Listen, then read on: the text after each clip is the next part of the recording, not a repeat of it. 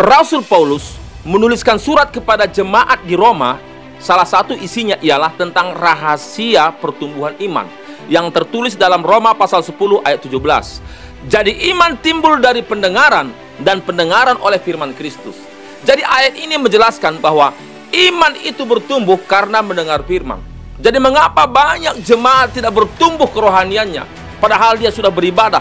Karena di mimbar gereja yang dikorbankan bukan firman, tapi kebanyakan cerita-cerita dongeng dimasukkan ke dalam mimbar untuk disampaikan kepada jemaat-jemaat Tuhan, sehingga imannya tidak bertumbuh. Karena firman Tuhan tadi mengatakan iman itu timbul di saat jemaat mendengar firman. Jadi kalau ada orang berkhotbah tentang cerita dongeng, kancil dan buaya, dan diambillah ayatnya tentang cerdik seperti ular, turus seperti merpati, itu tidak nyambung. Tidak nyambung. Oh, kita harus cerdik seperti ular, tulus seperti merpati. Lihat itu kancil, cerdik, sehingga dia tidak sampai dicelakai oleh buaya. Jadi kalau jemaat tidak mendengar firman, kebanyakan mendengar cerita-cerita dongeng, itu penyebabnya mengapa iman mereka tidak bertumbuh. Karena Tuhan tidak akan pernah membela yang bukan kebenaran firman-Nya disampaikan di mimbar. Jadi Tuhan menginginkan rahasia-rahasia firman itulah disingkapkan supaya jemaat mengerti akan kebenaran firman. Mungkin jemaat sudah membaca Alkitab tapi tidak mengerti tentang rahasia yang tersirat di balik ayat-ayat tersebut. Itulah tugas gembala, menyampaikan rahasia-rahasia yang tersirat di balik ayat-ayat firman Tuhan, supaya jemaat mengerti dan bertumbuh kerohaniannya di dalam Tuhan.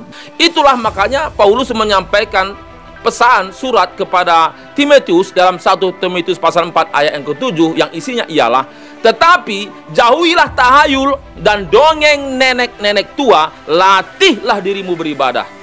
Jadi Paulus mengingatkan Timotius, dalam Timotius menyampaikan firman Tuhan, dia mengingatkan, hai Timotius, di saat engkau berkhotbah, di saat engkau menyampaikan firman, jauhilah tahayul dan dongeng nenek-nenek tua, tapi latihlah dirimu beribadah. Jadi maksud daripada Rasul Paulus ini, Timotius itu harus menyampaikan firman yang tertulis. Seharusnya ayat itu dijelaskan dengan ayat-ayat yang tertulis di dalamnya, sehingga terang benderang maksud dan tujuan ayat itu. Bukan diambil cerita dari luar untuk menjelaskan ayat-ayat yang tertulis.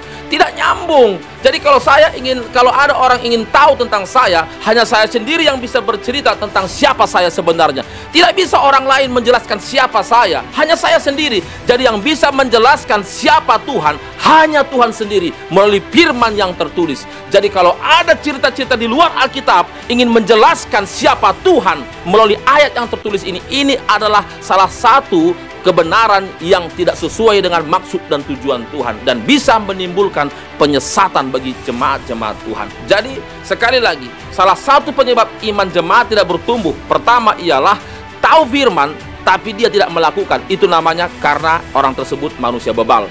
Ada orang karena memang nggak tahu firman, makanya imannya nggak bertumbuh. Orang seperti inilah perlu ditabur kebenaran firman Tuhan, supaya semakin hari hidupnya mengalami perubahan hidup dan jadi berkat bagi banyak orang, dan hidupnya diselamatkan oleh Tuhan. God bless you. Tuhan Yesus memberkati. Salam.